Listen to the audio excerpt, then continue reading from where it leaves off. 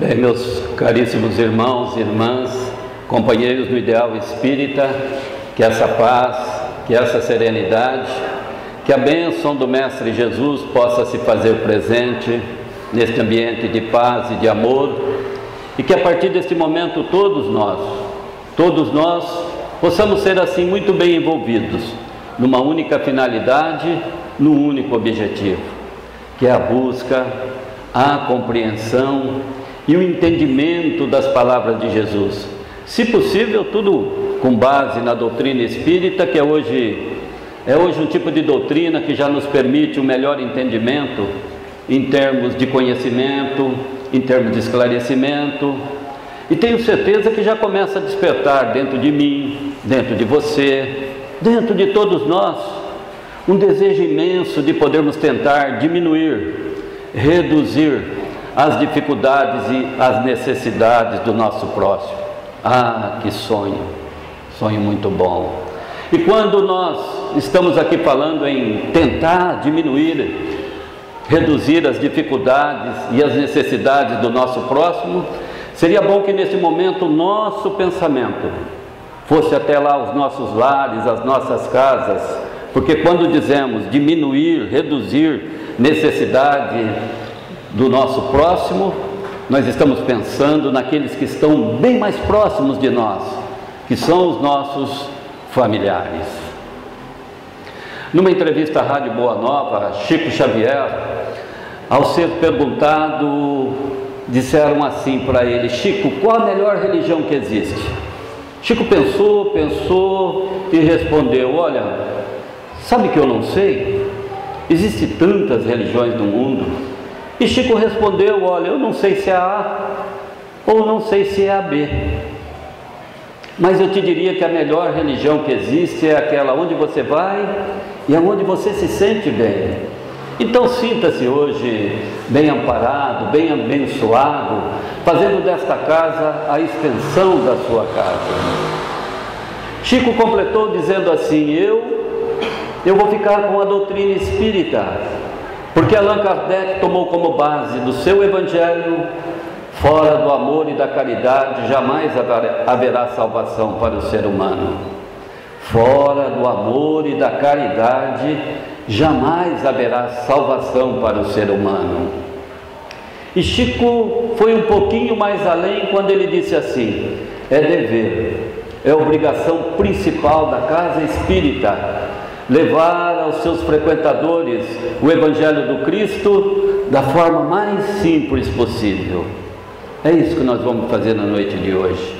Evangelho de Jesus, de ponta a ponta, bem puro, mas tudo com base na doutrina espírita. De uma maneira bem fácil, com palavras de entendimento muito simples, sabe? Bem fácil as colocações. Começa assim: Jesus deixa a aldeia de Nazaré e fica mais ou menos uns 30, 40 dias nas montanhas, no deserto, e nesse inteirinho Jesus se completa, se eleva espiritualmente. Aí ele vai para uma região muito bonita chamada Galileia, Mar de Genezaré, Tiberíades, 4 cidades pequenas, de pessoas simples, humildes, pescadores. Jesus se dá muito bem em Cafarnaum, conhece num primeiro momento André, cria-se um elo de simpatia e ele torna-se seu primeiro discípulo. André pede a Jesus para olhar do lado assim, um sujeito alto, forte, barbudo, irritado, não tinha pescado nenhum peixe, e o peixe era o sustento da família naqueles tempos. E ele diz: é meu irmão Pedro. Jesus vai até ele e diz: acalme-se, Pedro, a partir de hoje vou te transformar num pescador de almas. Jesus desce um pouco mais o lago, se depara com um rico mercador, Zebedeu, chamando a atenção dura e agressiva de seus 2 filhos, Tiago maior e João. João ainda menino, 21 anos. Estava formado o primeiro time de Jesus. Seriam 12, mas esses 4 é que estariam mais próximos da vida do Mestre, logo nos primeiros anos do seu Evangelho. Jesus começa a pernoitar na casa de Pedro, e num belo cair de tarde, início de noite, Jesus aproveita que a casa estava totalmente tomada, tanto por dentro como lá fora, para fazer uma espécie de um evangelho no lar, do jeito que estamos aqui hoje, talvez mudando apenas os nomes, a época e os trajes. E Jesus aproveita aquele momento para dizer assim para aquelas pessoas: irmãos, um novo mandamento vos dou, amai o próximo como a ti mesmo. Jesus repete e diz assim: irmãos, um novo mandamento vos dou, faça para o teu semelhante tudo aquilo que você gostaria que ele fizesse para você, sem pedir nada em troca. Simão Pedro, que não era muito letrado, levanta a mão e questiona Jesus. Ele diz assim: mestre, tu chamas de um novo mandamento amar o próximo como a ti mesmo? Isso é muito antigo, já consta das Escrituras, vem lá dos tempos de Moisés. Portanto, o mandamento não é novo, é antigo. Jesus pousa os olhos calmo, sereno e tranquilo no apóstolo Pedro e diz: Pedro, realmente o mandamento não é novo com relação às Escrituras, mas quando eu quis dizer o novo mandamento vos dou, eu estou dizendo que as pessoas entendem, as pessoas compreendem, as pessoas têm conhecimento que precisa ser melhor para com o semelhante, mas no momento de colocar em prática essa amorosidade, as pessoas sentem dificuldade. Tem conhecimento, tem consciência, mas no momento de vivenciar o amor no cotidiano, no dia a dia, nos momentos de relacionamento, sente dificuldade de vivenciar essa amorosidade. Allan Kardec, com muita precisão, no capítulo 11 do Evangelho segundo o Espiritismo, ele narra uma história que interpreta muito bem essas colocações de Jesus. Diz Kardec que naqueles tempos um rei mandou chamar até o seu castelo um servidor que lhe devia. Estando o servidor na frente do rei, o rei disse assim: olha, você me deve, e você me deve uma quantia muito alta, e você conhece as leis, eu vou ter que visitar tua esposa e tuas 2 filhas para trabalharem como escrava aqui no castelo, até vencer a quantia da dívida. Aquele servidor olhou para o rei e disse assim: seu rei, a situação anda muito difícil, eu estou em dificuldade, eu não tenho dinheiro, tenho um pouco de paciência, me dê um tempo. O rei gostou das palavras sinceras daquele servidor e disse assim para ele: olha, vou lhe fazer melhor, vou lhe remir, vou lhe perdoar tudo que você me deve. Volte para a sua esposa, volte para a sua família e daqui para frente você paga somente quando vencer a próxima etapa. E aquele servidor ficou todo contente e chegou até o rei, ajoelhou-se e disse: muito obrigado, seu rei, que Deus lhe abençoe. Agradeceu de todo o coração. E quando ele ia se levantando para deixar o castelo, o rei chamou ele e falou assim: mas olha, vou lhe pedir um pequeno detalhe. Se porventura acontecer na sua vida um fato semelhante a esse que aconteceu aqui no castelo, de eu lhe perdoar uma dívida, se acontecer assim com você, você promete que fará da mesma maneira? Aquele servidor olhou para o rei e falou assim: seu rei, mas é claro que eu prometo, tens a minha palavra. E deixou o castelo. Andou mais ou menos 300 metros, 3 quadras, mais ou menos 5 minutos. Ironia do destino, esse sujeito encontra justamente um indivíduo que devia para ele.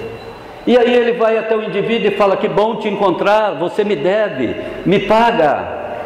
E aquele indivíduo usou as mesmas palavras que o servidor usou perante o rei dentro do castelo: olha, a situação está difícil, eu não tenho dinheiro, me dê um tempo, tenha paciência.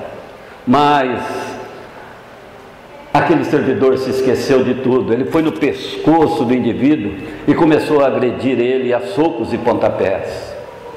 Acontece que os soldados do rei, que presenciaram a cena de perdão dentro do castelo, presenciavam agora lá fora a cena de agressão. Foram lá e contaram para o rei. O rei pediu aos soldados: traga o servidor até o castelo. Buscaram o servidor. O rei falou assim para ele: olha, mau servidor, estás preso. Então Kardec retrata nessa história as colocações precisas de Jesus quando ele diz assim: as pessoas têm dificuldade de colocar em prática essa amorosidade. Aquele servidor foi perdoado, passaram-se 5 minutos depois, aconteceu um fato semelhante e ele não conseguiu colocar em prática aquilo que ele recebeu.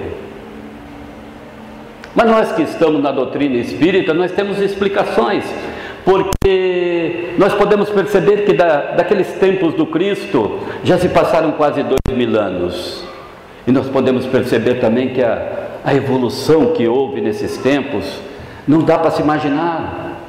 Dá para se imaginar a evolução que nós tivemos no campo das artes, dá para se imaginar a evolução que nós tivemos no campo da arquitetura.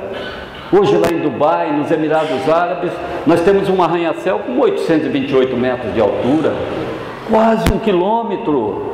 Dá para imaginar um prédio dessa altura? Dá para imaginar a evolução que nós tivemos no campo da ciência, no campo da medicina, com esses exames ultramodernos. O indivíduo hoje só desencarna se for o momento dele desencarnar mesmo, senão vai acabar vivendo 100 anos. Dá para imaginar a evolução que nós tivemos no campo da informática, no campo da tecnologia. Em 1975 eu fazia uma ligação para São Paulo, o interurbano hoje iria se completar somente no dia seguinte, à tarde, quando se completasse. Hoje, com o celular ultramoderno, com o computador, nós conseguimos falar com os nossos irmãos japoneses do outro lado do mundo. Então não dá para se mensurar, não dá para se medir a evolução que nós tivemos nesses últimos, principalmente nesses últimos 40 anos. Mas em matéria de amor, parece que não tivemos avanço nenhum. Em matéria de amorosidade para com o próximo, parece que não tivemos progresso.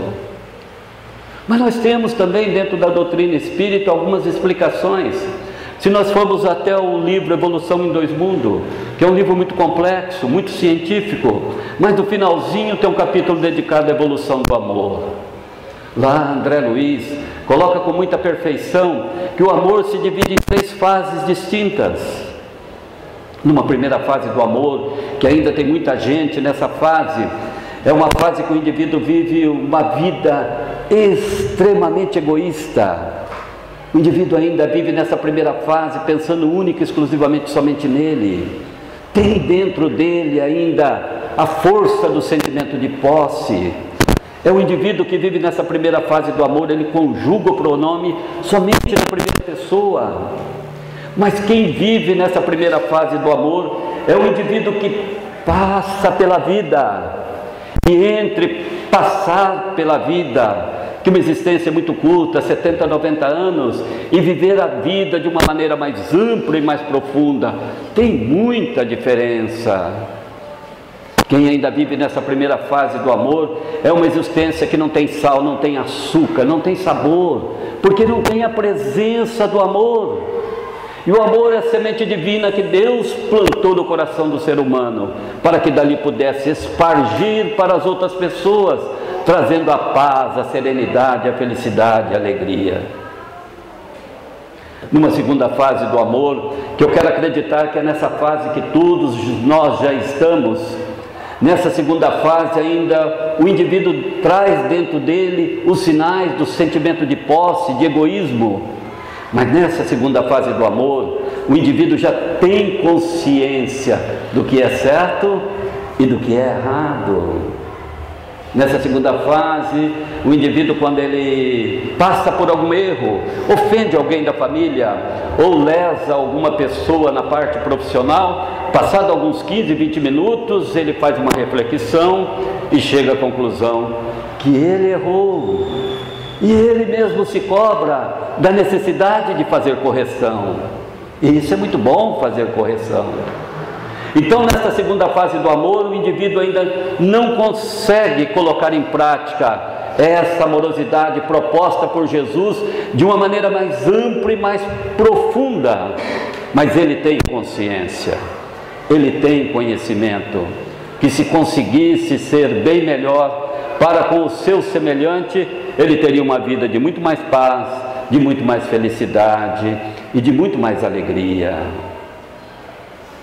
E numa terceira fase do amor, mas essa é uma fase que poucos espíritos alcançam, porque é uma fase que o espírito se eleva, se alteia de uma tal forma, que dentro desse estudo que nós fizemos, nós vamos conseguir aí citar 4 ou 5, conseguiram atingir essa fase.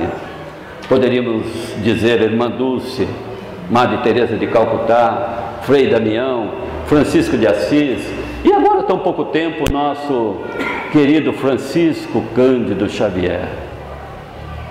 Dentro dessas ilustrações, dentro dessas primeiras perspectivas, tenho certeza absoluta que começa a criar dentro de você, dentro de mim, dentro de nós todos, tenho certeza que trava-se um desejo imenso de podermos entender, compreender o que é que se passa nessa imensidão do amor. Ah, se conseguíssemos penetrar, se conseguíssemos ter um nível espiritual mais elevado e pudéssemos realmente entender o que se passa nessa dimensão do amor, tenho certeza que isso viria de encontro uma vontade, uma ânsia, um desejo que está dentro de nós mesmos, porque nós estamos procurando ser pessoas melhores, nós estamos procurando tentar amar o próximo de uma maneira mais ampla e mais profunda. Nós estamos buscando isso. Prova disso é o que está acontecendo aqui na noite de hoje. Todos nós, quando deixamos nossas casas, deixamos nossos familiares, deixamos hoje o entretenimento da televisão e nos dirigimos até esta casa de paz, de amor e de oração, ninguém veio aqui para arrumar namorado, tenho certeza absoluta. Ninguém veio aqui hoje para fazer negócio, também tenho certeza absoluta. E também tenho certeza absoluta que todos nós viemos aqui em busca de uma conexão com Jesus, de uma ligação com Deus, de uma conexão ou ligação com os espíritos amigos, benfeitores espirituais dessa casa. Tenho certeza que todos nós viemos aqui em busca de uma luz e essa luz conduz a Jesus. Tenho certeza que nós viemos buscar algo que penetre a nossa mente, o nosso coração, o nosso espírito e possa nos pacificar a nossa mente ou possa nos trazer uma luz, algo que penetre a nossa mente assim e possa proporcionar que a gente vá para casa muito mais sereno, muito mais tranquilo, com muito mais inteligência, com muito mais sabedoria, para poder lidar melhor com os problemas e as dificuldades naturais da nossa existência. Então nós estamos fazendo esse movimento em direção a essa luz, nós estamos fazendo esse movimento em direção a ser pessoas melhores, mas nós ainda fazemos esse movimento muito para fora, quando na verdade nós deveríamos também tentar fazer esse movimento para dentro de nós. Porque o amor, a fé, a confiança, a perseverança são forças extremamente poderosas que agem e interagem dentro de nós. Mas em determinado momento, quando surgem dificuldades na nossa vida, problemas de relacionamento com a família, problemas financeiros, problemas de saúde com alguém da nossa família, parece que nos falta competência para enfrentar essas dificuldades. Quantas e quantas vezes o problema surge e o nosso pensamento nos leva a nos afastar, a recuar, não temos uma maneira de decidir de maneira correta. Quantas e quantas vezes deixamos de enfrentar as dificuldades, apesar de sabermos que o amor é uma força poderosa que age e interage dentro de nós. Mas ora falta competência, ora temos medo de amar, ora temos vergonha de amar o nosso semelhante. Sabe, o nosso relacionamento com as pessoas ainda é extremamente físico, quando na verdade nós deveríamos nos aproximar mais das pessoas, de alma para alma, de coração para coração. Porque a bem da verdade, nós somos aquelas pessoas que procuramos a vida inteira a outra metade da laranja, para sermos felizes. Nós queremos encontrar pessoas que vivam conosco, que sejam extremamente perfeitas. Nós queremos pessoas que vivam ao nosso redor, que pensem da maneira como nós pensamos, que façam do jeito que nós queremos. Em outras palavras, nós queremos ser donos das pessoas que vivem conosco. Mas enquanto tivermos essa metodologia de pensamento, de vida, nós temos que entender que nós não somos metade, nós somos inteiros.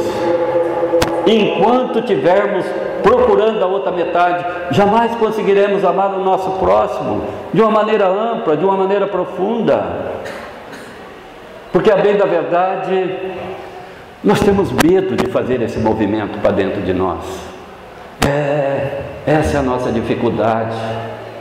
Sabe, se nós formos fazer esse movimento para o nosso interior, essa viagem interior, nós vamos perceber que nós somos pessoas que temos muitos defeitos. Nós vamos poder perceber que nós temos medos. Nós temos medo de ser assaltado, medo de perder o emprego, medo de ficar sem dinheiro. Nós temos medo que aconteça alguma coisa com a nossa família. Esses medos geram insônias, nós temos insônias, nós temos angústias, nós temos momentos de tristeza, nós temos momentos com depressão, nós temos momentos de ódio, de raiva, de mágoa, nós temos ciúme, nós temos inveja. Se nós fizermos essa viagem interior, nós vamos perceber que todos nós temos isso, e nós temos essa dificuldade. E enquanto nós podemos observar que nós temos essa dificuldade, nós vamos perceber que os outros que vivem ao nosso redor também têm essa dificuldade. Então, quando começarmos a entender que nós não somos perfeitos, que nós temos parte podre, nós temos parte ruim, nós vamos poder compreender que as pessoas que vivem ao nosso redor também têm essas dificuldades. E se nós estamos buscando ser pessoas melhores e temos dificuldade para varrer isso de dentro de nós, nós estamos buscando expulsar, expurgar isso de dentro de nós. Se nós temos essa dificuldade, aqueles que vivem conosco também têm. Allan Kardec, na questão 919 do Livro dos Espíritos, com muita inteligência, mas com muita precisão, ele pergunta assim: o que é que eu tenho que fazer para me tornar uma pessoa bem melhor, sem sofrer o arrastamento do mal? Olha, o que é que eu posso fazer para me tornar uma pessoa melhor? E as entidades benevolentes do plano maior, também com muita inteligência, com muita sabedoria, respondem assim: conhece-te a ti mesmo. Conhece-te a ti mesmo. Allan Kardec não gostou muito da resposta, porque achou ela de difícil compreensão. Conhece-te a ti mesmo. E ele pediu que os espíritos enviassem a resposta de uma maneira mais simplificada. Os espíritos não são de descerem até nós, porque dada a quantidade de obras editadas, eles acreditam que é nós que temos que nos esforçar para subirmos até eles. Mas não deixaram de responder. Pediram ajuda a um espírito mais evoluído, Santo Agostinho, e Santo Agostinho respondeu assim: quer se tornar uma pessoa melhor? Faça o que eu fazia quando eu vivia aí no meio de vocês. Eu toda semana eu fazia um stand-by, eu fazia uma parada técnica de uns 5 minutos na semana para fazer uma revisão de todos os acontecimentos que eu tive durante a semana, uma recordação. Olha, veja bem, uma semana tem 7 dias, cada dia tem 24 horas, e se nós multiplicarmos 24 horas por 7, nós vamos ter 168 horas na semana, e cada hora tem 60 minutos, se multiplicarmos isso daí vai dar 6 vezes 8, 48, 10.080 minutos. Olha a quantidade de tempo que nós temos disponível na semana, 10.080 minutos. E não venha com essa que ele tem mais e ele tem menos, não. Presença da justiça de Deus, igual para todo mundo. Então nós temos 10.080 minutos na semana, e nesses 10.080 minutos nós temos tempo para tudo. Você já observou isso? Nós temos tempo para tudo, temos tempo para marido, para esposa, para filhos, temos tempo para ir trabalhar, para ir na academia, para fazer exercício físico, para fazer caminhada, temos tempo para o celular, temos tempo para o computador, temos tempo para a televisão, e bastante mesmo, e não temos tempo para nós. Santo Agostinho que nos pediu isso daí. Tire 5 minutos para você fazer uma avaliação. Como estão os teus sentimentos? Como estão as suas emoções? O que é que te causa felicidade? Aonde estão os teus pontos de sofrimento? Qual o problema que está te entristecendo na vida? O que acontece que você não é uma pessoa plenamente feliz? Olha a colocação de Santo Agostinho.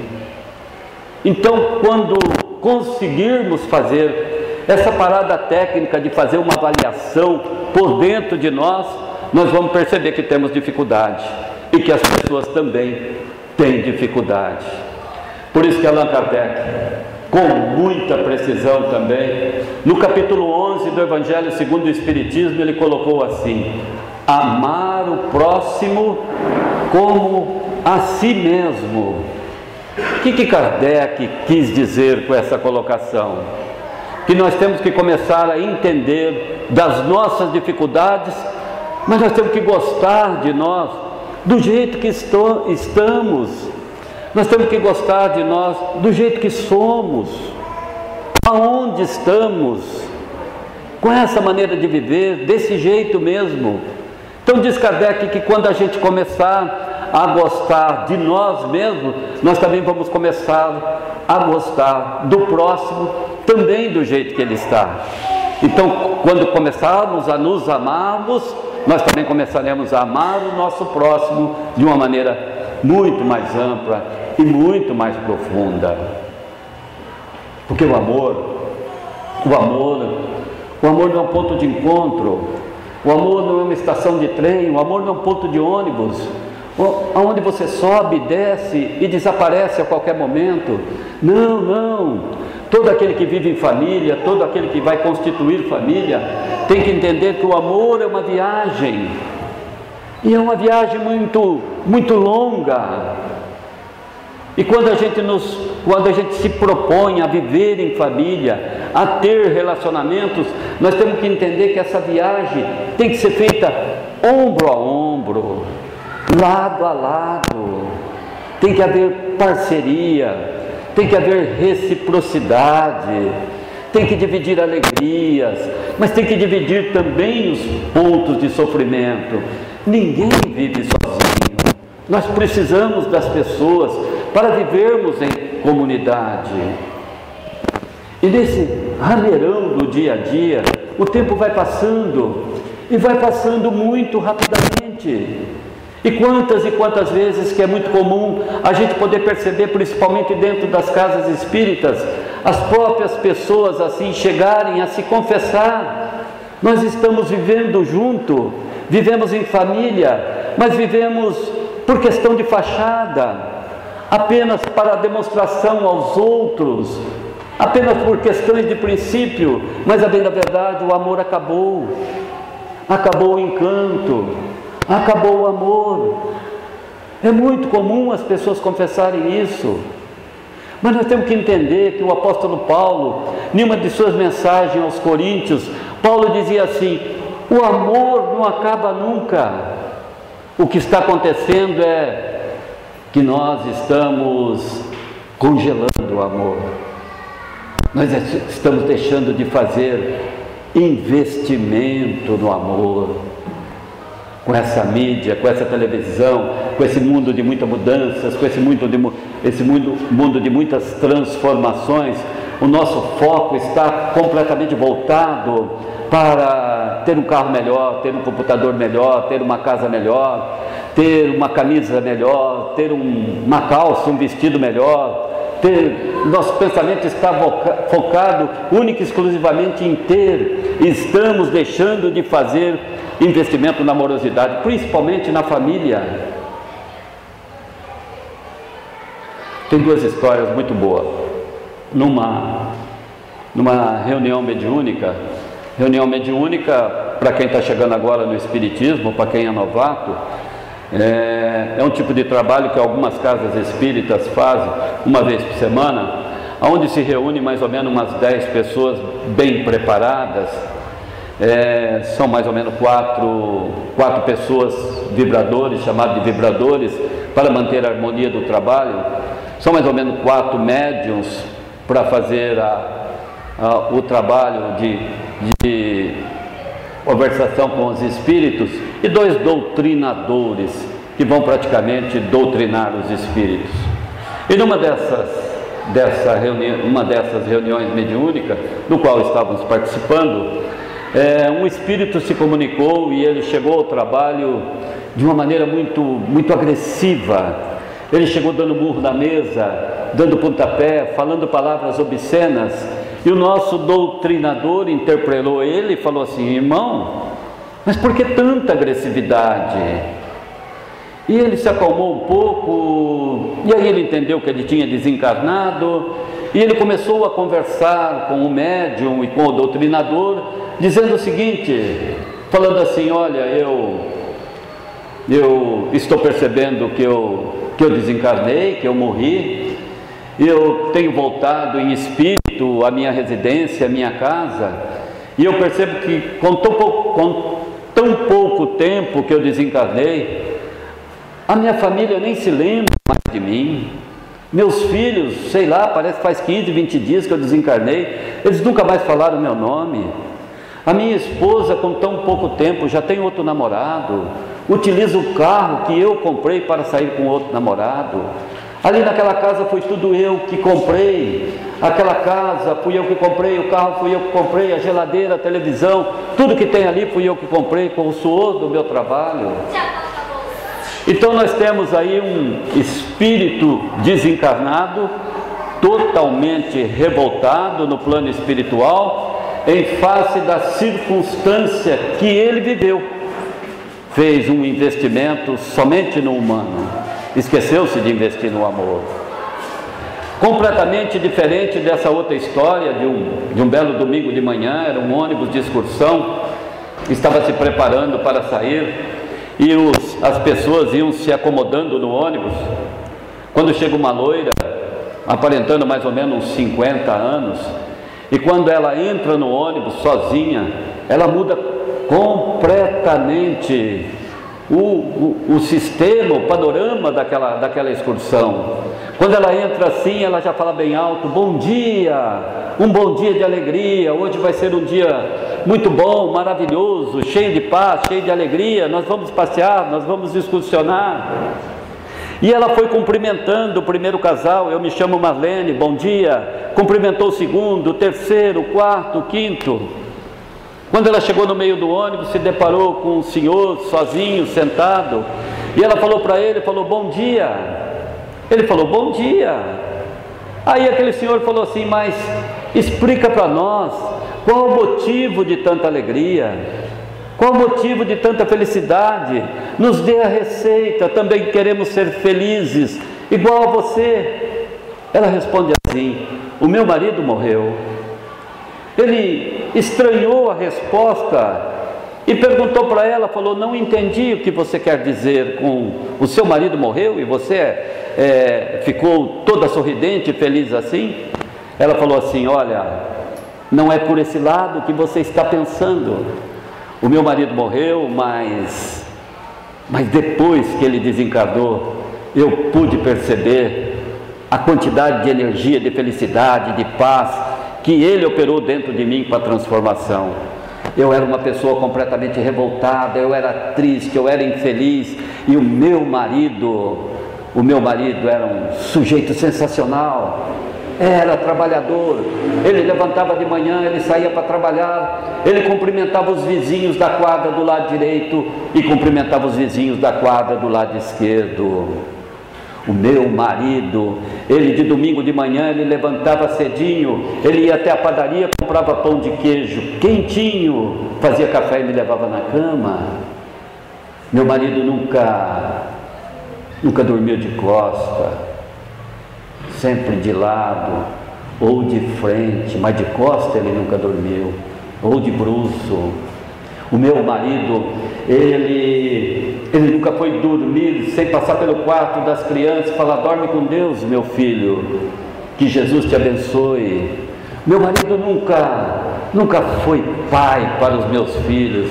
Ele foi um pai sensacional, porque de sábado e domingo ele soltava pipa, soltava papagaio, pegava os meninos e ia jogar bola, ia jogar futebol, ia jogar handebol. O meu marido, ele, quando levantava de manhã, quando ele acordava de manhã, ele me abraçava e dizia: Marlene, estou acordando do lado que a pessoa que eu mais amo no mundo. Na hora do almoço ele ia trabalhar, ele almoçava fora, porque o trabalho era distante da nossa casa, mas depois que ele almoçava, ele pegava o telefone, ele me ligava e falava: Marlene, eu te amo. Ele falava para mim: eu te amo 3 vezes por dia. E essas 3 palavras mágicas, eu te amo, parece que está ficando fora do dicionário de muitos de nós que estamos vivendo em família. Que dificuldade que as pessoas têm. Então nós temos aí 2 histórias, de um que está no plano espiritual completamente revoltado, de outro que também desencarnou, mas deve estar muito feliz no plano espiritual, como também deixou a semente da paz, da alegria e da felicidade da maneira como ele viveu na família. Um investiu nos meus bens, o outro investiu no meu bem. Por isso que certa vez Jesus chama Simão Pedro assim e fala: Pedro, tu me amas de verdade? E Pedro fica até preocupado pela pergunta que Jesus fez, mas ele responde, ele fala: mestre, eu te amo de todo o meu coração. Jesus não fica contente com a resposta e pergunta pela segunda vez: Simão Pedro, filho de Barjonas, tu me amas de verdade? E Pedro começa a chorar. Jesus sentiu que Pedro o amava de maneira muito profunda, mas mesmo assim Jesus ainda diz para ele: Pedro, ainda essa noite, era o ano 33 e meio da era cristã, amanhã cedo, antes de amanhecer, antes do galo cantar por 3 vezes, tu has também de me negar por 3 vezes. E assim aconteceu. Jesus foi preso, e os soldados de Roma procuravam pelos seguidores do Cristo. Quando encontraram Pedro e perguntaram 1, 2, 3 vezes, e Pedro negou Jesus por 1, 2, 3 vezes. Pedro viveu com Jesus durante 3 anos, mais ou menos. Pedro amava Jesus, mas mesmo assim, no momento de dar o testemunho dessa amorosidade para com o Cristo, ele também falhou. Mas Pedro nas catacumbas de Jerusalém, ele deu continuidade do Evangelho do Cristo, tentando evangelizar aquelas pessoas, montou a primeira casa de caridade. E quem sabe nós também. Pedro viveu com Jesus, mas também teve dificuldade de amar o semelhante.